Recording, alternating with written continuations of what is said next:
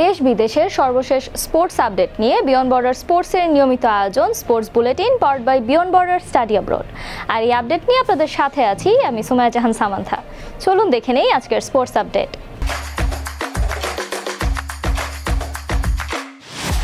নিজের 40তম জন্মদিনে পাকিস্তানের বিপক্ষে টেস্টে 71 রানের দারুণ ইনিংস খেলেন মুশফিকুর রহিম। মিরপুরে দলের সঙ্গে কেক কেটে জন্মদিন উদযাপন করেন তিনি। তার এই ইনিংসে 413 রানের সংগ্রহ করে বাংলাদেশ।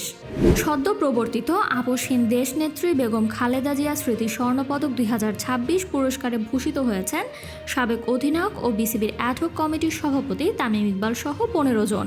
গতকাল এক সংবাদ বিজ্ঞপ্তিতে এ তথ্য জানানো হয়। মিরপুরে বাংলাদেশের বিপক্ষে পাকিস্তানের টেস্টে অভিষেক ম্যাচেই সেঞ্চুরি করলেন আজান আওয়াইস।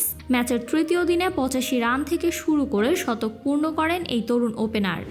বাংলাদেশ ফুটবল লিগের ফিরতি পর্বের ম্যাচে আরামবাগকে 2-0 গোলে হারিয়েছে মোহামেডান স্পোর্টিং ক্লাব। ম্যাচে দলের হয়ে গোল করেন সৌরভ দেওয়ান ও রহিম উদ্দিন। এছাড়া দিনের অন্য ম্যাচে রহমতগঞ্জ মুসলিম ফ্রেন্ডস অ্যান্ড সোসাইটিকে 3-1 গোলে হারিয়েছে ব্রাদার্স ইউনিয়ন। আগামী 10 থেকে 20 অক্টোবর ভারতের আহমেদাবাদে অনুষ্ঠিত হতে যাচ্ছে কমনওয়েলথ কাবাডি চ্যাম্পিয়নশিপ, যেখানে পুরুষ ও নারী দুই বিভাগেই অংশ নেবে বাংলাদেশ।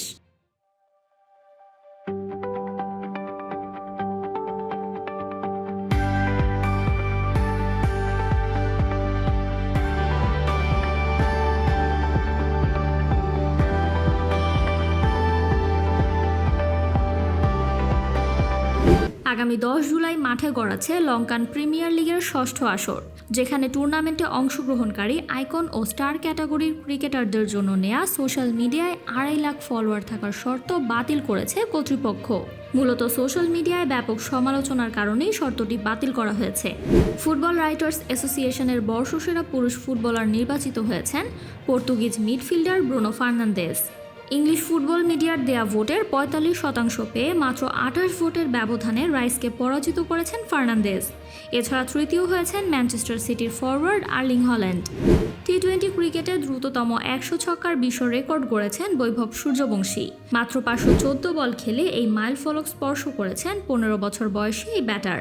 এছাড়া আইপিএলের এক মৌসুমে পাওয়ার প্লেতে সর্বোচ্চ 30 ছক্কার রেকর্ডও করেছেন তিনি। এমএলএসে টরন্টো এফসিকে 4-2 গোলে হারিয়ে জয় পেল ইন্টার মায়ামি। এর মাধ্যমে মাত্র 64 ম্যাচে এমএলএসের দ্রুততম 100 গোল অ্যাসিস্টে অবদান রাখার রেকর্ড করেছেন লিওনেল মেসি। শনিবার ব্রেন্টফোর্ডকে 3-1 গোলে হারিয়েছে ম্যানচেস্টার সিটি, যেখানে গোল করেন জেরেমি ডোকু।